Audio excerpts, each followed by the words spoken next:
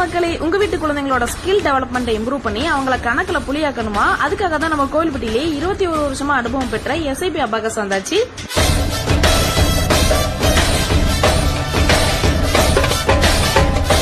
இங்க படிக்கிறதால குழந்தைங்க மேத்தமெட்டிக்ஸ்ல க்ரோ ஆகுறது மட்டும் இல்லாம லேர்னிங் எபிலிட்டி, கான்சென்ட்ரேஷன் ஸ்கில்லுமே நல்லாவே இம்ப்ரூவ் ஆகுது.